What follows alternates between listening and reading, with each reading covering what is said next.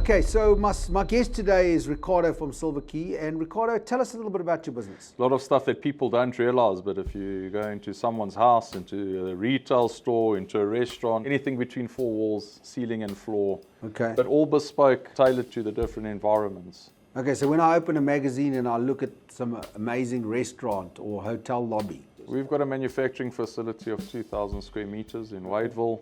In our manufacturing facility, we produce joinery and custom millwork, which is woodworking. We do bespoke steelwork such as balustrading, handrails, Okay. stainless steel items, upholstery. So that we all manufacture in-house, and then we do the implementation side of it. So the fitment of all the shop fittings, so Okay. in spaces, all our cabinetry and joinery, and then we also provide the wet trades, the tilings, the ceilings, the partitioning, the painting, electrical.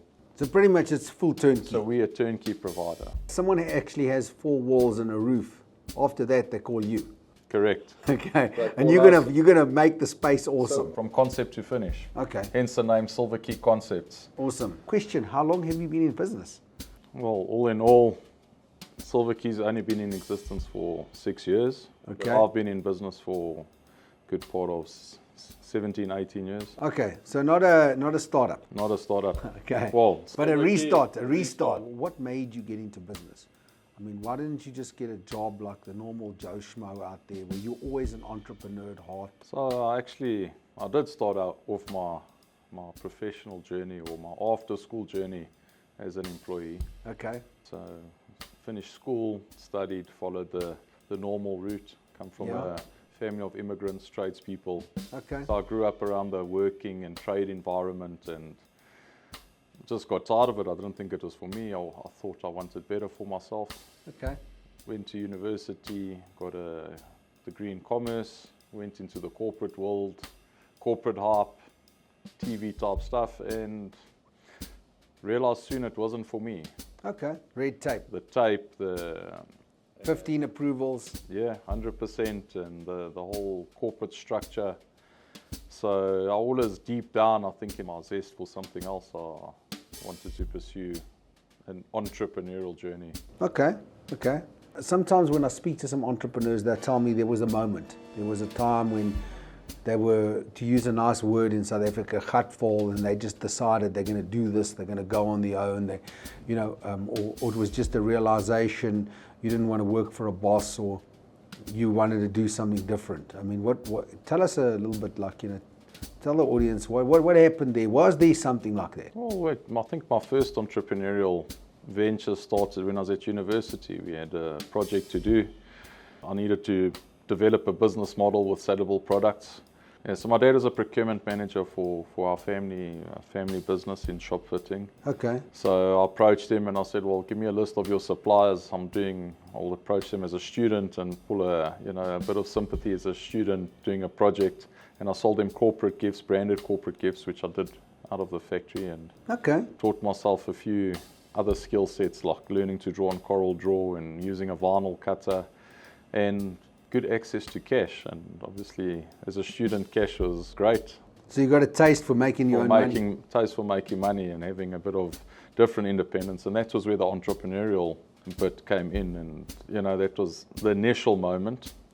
But the working in corporate was also good because I learned a lot from corporate mistakes, and a lot of the training and investment that was done as an entrepreneur, you don't always have the access to. So dealing with, as I say, with people that I felt, for lack of a better word, that were not as intelligent as me or had the same insight as me, and reporting to them was a bit of a frustration. Because they didn't have the same drive. They didn't have the same drive, they didn't have the same mindset.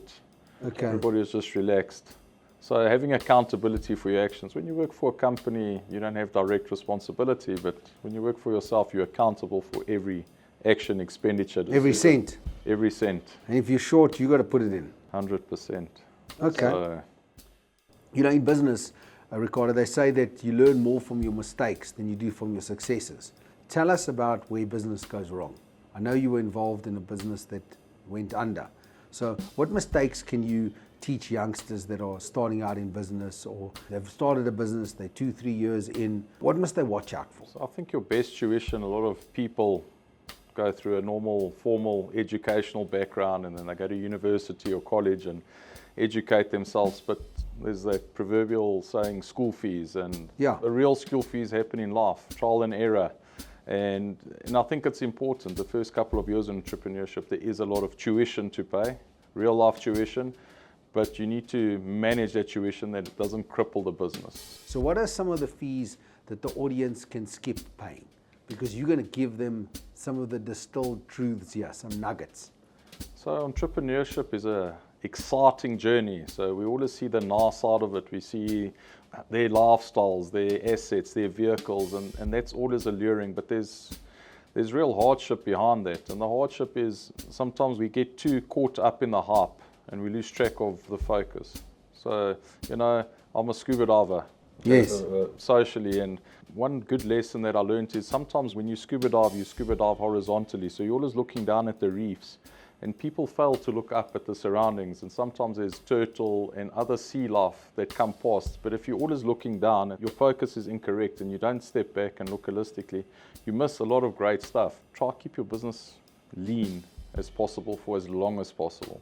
For me, with the hardships and that, I got caught up in the hype and I invested too quickly. Overheads is what kills businesses. Okay, bloat, yeah. Where you've got too many staff. Or even on equipment, sometimes you don't need to buy the latest, greatest truck to get around, something that's more economical. Things get damaged, so people tend to buy machinery for the way they look and feel. Good tip. And it does the job second-hand good. In my second venture, in Silvakey venture, that's what we did, So I didn't buy the latest, greatest machine, because R1 million machine, once it's cut one panel, it's worth second hand, it's worth 500,000. So rather buy the 500,000 rand machine. There's a lot of good, and get the most, amortize the most out of stuff. So keep as lean as possible.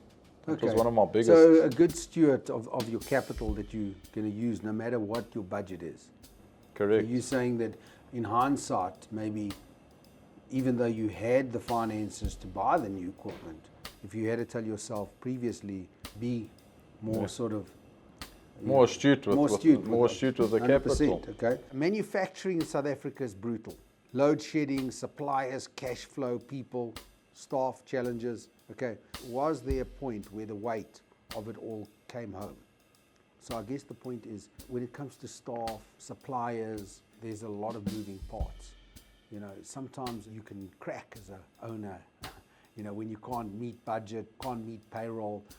Is there some story you could share with us? It's my daily experiences. We live those stories daily. So in South Africa specifically, in our type of manufacturing, so manufacturing is very diverse. We're in a bespoke interior manufacturing, so we're in the shop fitting industry.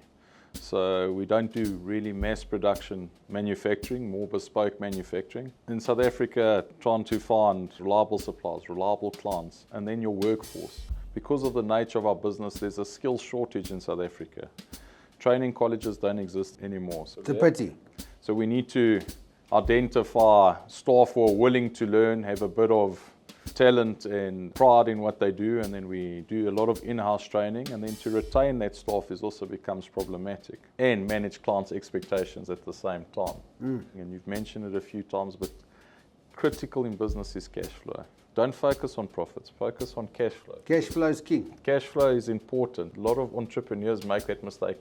I fortunately have been close but have avoided it, but I see a lot of other entrepreneurs that I've dealt with in the past with failed businesses because they focus on long-range profitability and on the cash flow, and their businesses collapse.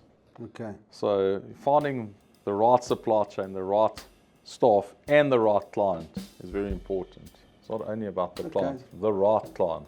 The right clients, okay. Talk a little bit about that. What is the right client? I mean, if you're young and you're starting out, maybe you think every client's the right client. So you've got to look at pitfalls. One of the biggest things for me is building relationships. So having good relationships with your clients. Client retention for us is more important than new business. Seeing your client or your customer as an important stakeholder of your business, not just as someone. You treat them, maintain the relationship. Those build sustainable businesses. Okay. That if you have tough situations or, business in South Africa and as a whole, not all projects run smoothly. But if you've got a client that you've got a good relationship with, that you can relate and you have built up trust then that's a good client. Clients that come in, you know, they paint big pictures and long-term projections, those aren't sustainable. Not only is it good business practice, but it actually pays. You have a lot of repeat business? So we play in a lot of sectors. We're involved in the retail sector, the corporate spaces, residential. So we deal with different types of clients, from designers to national brands. So every client has we got a different value proposition with the same solution. Okay. So tailor-made products and tailor-made solutions for our clients. If you could go back 20 years, what advice would you give your younger self? Should have kept it a bit steadier.